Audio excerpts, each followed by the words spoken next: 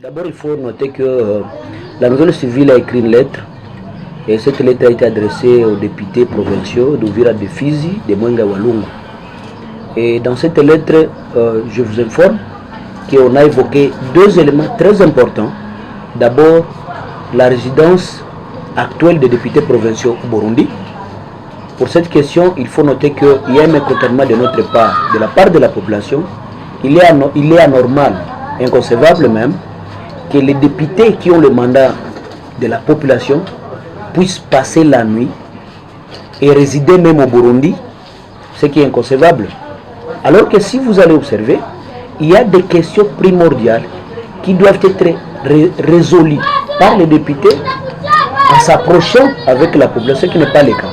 Et on se pose la question, aujourd'hui, comment les députés peuvent passer la nuit, disons, au Burundi, alors que nous avons même des autorités provinciales et même locales qui passent la nuit à Uvira. Et je prends l'exemple, nous avons le maire de la ville à l'intérim, Farakiki et à Uvira, qui passe la nuit là-bas. Nous avons le directeur provincial de la DGM, nous avons le ministre provincial de budget, nous avons l'excellence Lacano qui passe la nuit à Uvira, a fortiori les députés.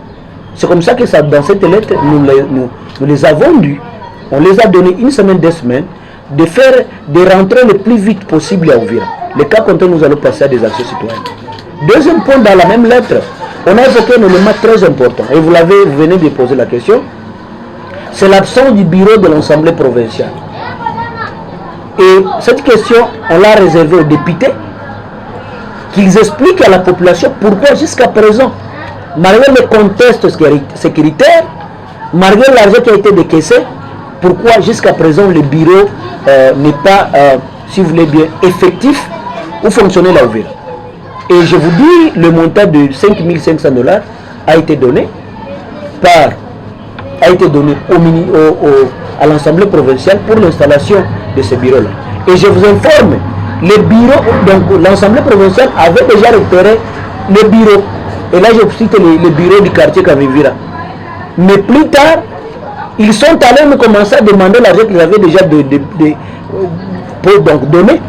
Donc voilà notre mécontentement, mais il faut signaler que nous demandons le plus vite possible, un délai même de 2 semaines, qui est l'implantation du bureau de l'Assemblée provinciale, que les députés provinciaux qui résident au Burundi doivent rentrer le plus vite possible, parce que nous on dit que le bureau va nous servir étant l'organe exécutif de coordination des activités parlementaires. Il y a des questions primordiales, sécuritaires, même développement, qui doivent être résolues à leur présence. Parce que c'est inconcevable d'être avec, on est avec le bureau, on est avec le bureau du gouvernement provincial à Uvira et qui est l'absence du bureau de coordination, le bureau de l'Assemblée provinciale, qui est censé faire le contrôle du gouvernement provincial. Donc, voilà par rapport à votre question. Quelles sont vos inquiétudes si ces membres du bureau de l'Assemblée provinciale continuent à passer leur nuit au Burundi et même les députés provinciaux? Inquiétude, d'abord, ça crée un peu de la frustration au sein de la population. Ça, c'est le premier élément. Sur le plan sécurité, il y a de la frustration. Donc, le fait que les députés passent la nuit au niveau du Burundi, la population s'inquiète, c'est-à-dire qu'il y a quelque chose qui se prépare. Ça, c'est le premier élément. Deuxième élément, il faut signaler que notre inquiétude réside sur les activités de développement sécuritaire que la population du Sud Kivu devait profiter à leur présence. Donc, il faut signaler, je prends seulement un cas. Récemment, les gouverneurs, Excellence le gouverneur Pouroussi, avait dit que bientôt il y aura des projets de développement au Vira. Mais il faut se demander maintenant, plus ils sont absents ici, comment ils seront en mesure maintenant de faire les contrôles citoyens, d'aller chez le gouverneur, lui dire voilà, vous avez promis ça, maintenant vous êtes à quel niveau.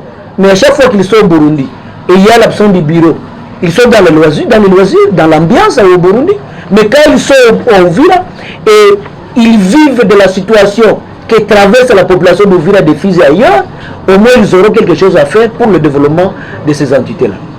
Et vous leur reprochez peut-être indirectement de détourner les 5 500 $ destinés à installer le bureau ici en ville. Chers journalistes, le fait que l'argent a été décaissé pour l'installation du bureau et que le bureau n'a pas été installé, c'est-à-dire que l'argent est bousillé quelque part, ça c'est le premier élément.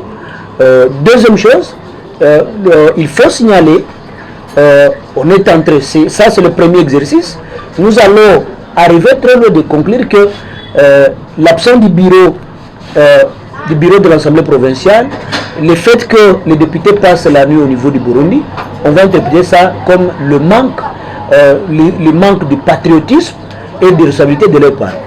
Vous pouvez aussi considérer cela comme complicité à l'insécurité? Oui, complicité dans le sens que il y a des questions qui devaient être résolues à leur présence. Et je l'ai dit, il y a encore de la frustration de la population, d'autant plus qu'on voit les gens qui sont censés rester avec eux sont au Burundi. Donc, quand vous dites à une maman qu'il faut aller faire, qu'il faut faire la plaine, ou il faut faire quelque chose à Uvira, la maman te dit clairement, vous nous dites de rester ici. Je vous dis qu'il y a même des sanitaires individus qui traversent le Burundi pour être réfugiés, pour la simple raison de dire, les gens qui sont censés, qui sont nos représentants, ne veulent pas passer la nuit ici. Certaines délégations qui viennent, qui ne veulent pas passer la nuit à Uvira, c'est-à-dire que ces autorités-là savent réellement ce qui se passe.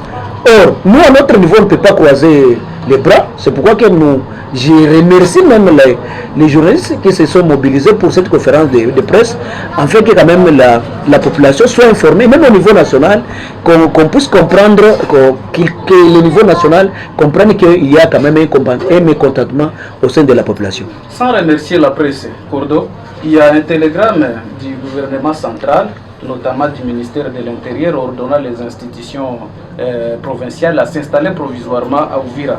Cela n'étant pas fait par les bureaux de l'Assemblée provinciale, qualifiez-vous cela comme une subordination à l'hiérarchie de la part de l'Assemblée provinciale du Sud Kivu? Il faut dire qu'il y a une subordination, parce que dans un pays qui se respecte, lorsqu'il y a un télégramme, vous avez l'obligation de respecter, ce qui n'a pas été le cas. C'est pourquoi nous, comme la lettre a été déposée le vendredi, on a réservé la copie au gouvernement provincial. Je pense que demain, nous serons avec le gouverneur pour nous expliquer pourquoi jusqu'à présent, malgré le télégramme, il y a absence du bureau de l'Assemblée provinciale.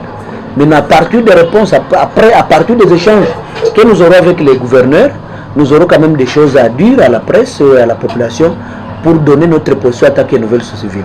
Le télégramme avait chargé le gouverneur de province de prompte exécution, de l'exécution sans faille. Il s'est installé, il connaît bien que l'Assemblée provinciale ne s'était pas jusqu'à maintenant installée. Qu'est-ce que vous reprochez au gouverneur de province? Je ne vais pas aller très loin pour reprocher les gouverneurs. Je sais qu'il y a des failles, beaucoup de failles, mais pour le moment, je pense que lors des échanges que nous aurons avec lui, on aura quand même des choses à dire après ça. Parce que, en fait, ça fait longtemps. Le télégramme dure aujourd'hui 2 mois. Or, nous avons plus de 2 mois que le bureau n'est pas installé. Et le gouverneur vient d'arriver. Il y a quelques failles, comme je l'ai dit, dans le gouvernement provincial. Je crois que ce qui est très important, ce sont des échanges que nous allons tenir avec lui. Et nous reviendrons pour quand même expliquer à la population et donner la position de la nouvelle civile congolaise.